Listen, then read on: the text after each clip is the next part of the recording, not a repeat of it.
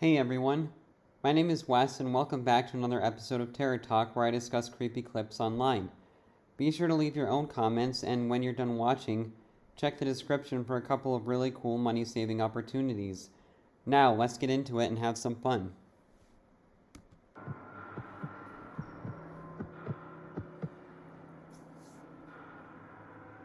It was around 2013 to 2014. My brother was about 7 or 8 at the time, and we had just moved into a new house to be closer to school and for cheaper rents. It was a pretty nice house, all things considered. It even had a cozy fireplace for the winter. Anyway, my brother was really into Batman and had this Batman car that, if a button was pressed, made noises and lit up. It was basically his favorite toy, so he played with it often.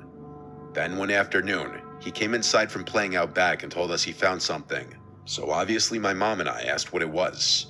It was a picture of a young boy in the form of one of those tags you get if your parents paid extra for school photos.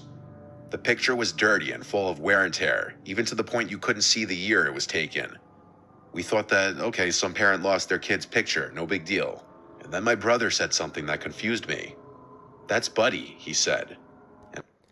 Already, right there, I would be like, okay, what the hell? Who's Buddy? Like, this is already a little creepy. And I looked at him with a facial expression that basically asked him to repeat himself. And he did. He pointed at the picture and said, "This is Buddy, he's my friend." I slowly nodded my head as if I knew who he was talking about. The That he's my friend thing makes it even more creepy, sorry, but, hey. main reason this confused me is because my brother didn't make friends easily, and he had no friends that I knew of. And this Buddy only came up once we had moved. I shrugged it off and figured he'd made friends with the next door neighbors or something, and he somehow got the school picture as like a keepsake. That night around 3 a.m., when everyone in the house was asleep, I woke up to my brother talking. So naturally annoyed, I walked into his room to tell him to go to bed or else he'd wake up our parents. It was weird because when I walked into his room, he was sitting up straight in his bed as if he was actually talking to someone and not just to himself or his toys. I told him to go to bed, and I went to bed myself. That right there is super creepy and not a good sign. Like, that's something straight out of a horror film if you just walk in and see someone just talking to no one. Like, I just find that kind of behavior pretty offsetting. A couple days later, my mom was talking to me about my brother and asked if I'd seen him get up at night. And I said no, I woke up to him talking a few nights ago, but that was it. Why? And she said he had been acting weird.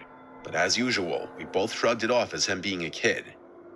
Now in my room, my bed was right across from my door, meaning if I turned over, I could see into the hallway right in front of me. One night, I woke up to use the bathroom, and since I myself was and still am very afraid of the dark, I left the hallway light on, knowing my dad would turn it off once he got up and I'd probably be asleep by then.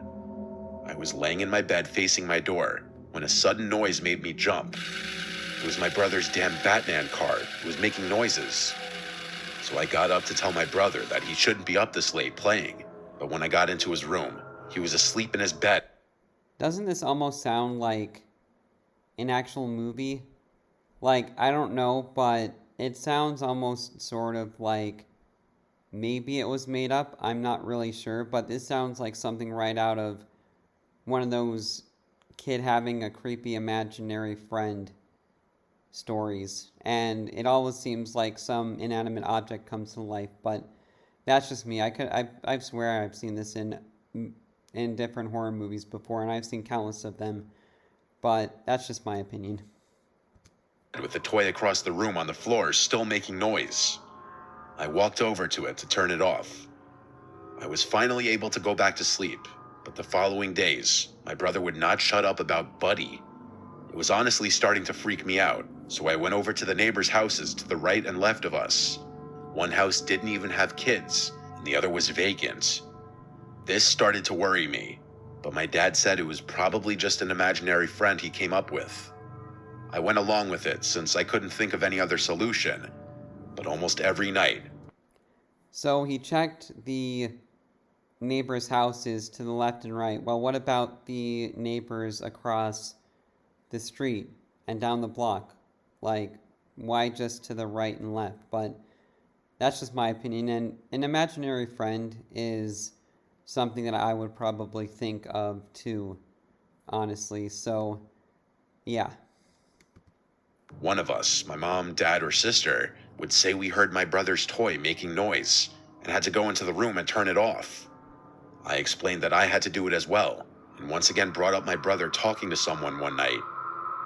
My dad swore up and down that the toy was probably motion activated, but when we bought it, there was no advertisement for motion activation. My sister and I were so unnerved by it that we started to sleep in my room together, which I'm glad we did, or else I'd probably write this off as a bad dream. My sister and I were talking, trying to keep each other calm and in good spirits, until we heard the dreaded noise of my brother's toy. We both looked toward my open door and into my brother's room, which was right across mine into his room. Our expressions turned into those of horror as we saw our brother's toy rolling past the door all on its own. We screamed and ran to our parents' room, and they got mad at our brother. Now, that would be pretty creepy, seeing a toy that's not motion activated or remote control just rolling on its own. That would be pretty creepy. Saying it was a cruel joke to play on us. As we were already freaked out, what he said sent chills down my spine. It wasn't me. Buddy wanted to play. Oh my god, that just sends, even chills through me, like Buddy wanted to play. That is not good. At night, the toy went into the trash, batteries taken out and all. My sister and I were relieved until the next day, my brother had the toy again. My parents accused him of getting it out of the trash, to which he responded, "Buddy got it for me." The toy was broken into small pieces and thrown away for the final time. My brother was obviously upset, but our parents got him a new Batman figurine and everything was fine. It wasn't until about a week later, when we all felt that everything was okay now, and that Buddy was gone. My mom was cooking chicken breasts on the countertop George Foreman grill, and she had come into the living room to ask us something. And then we all jumped as we heard it crash in the kitchen. We went in there to see the George Foreman grill halfway across the kitchen, as if it had been thrown. My mom swore it was nowhere near the edge, and my dad had no explanations. Nothing happened afterwards, and we moved out about a year later. But to this day, I wonder if my brother's imaginary friend Buddy wasn't imaginary. Yeah, so I think that it's definitely a creepy story for sure. And one of the thoughts I had about it is, do you think that the spirit was somehow tied, if it was a spirit at all, if it was tied to that remote control car? Like, I do believe that spirits can tie themselves to inanimate objects for sure. What do you think? Leave your thoughts in the comments below, because I do think that they definitely can tie their spirits to an inanimate object. But the other thing that I think is, this almost sounds a bit too movie-like, and I'm actually wondering if it is a real story. Like, I know all the stories are supposed to be real, but you can't really trust everyone to be honest. And to me, it sounds like this one is a little bit more like a made-up movie type scenario that someone just made up for attention. But I could be wrong. This is just my opinion, and I still enjoyed it either way. I think it's a great story. But yeah, let me know what you think, and I will see you in the next video.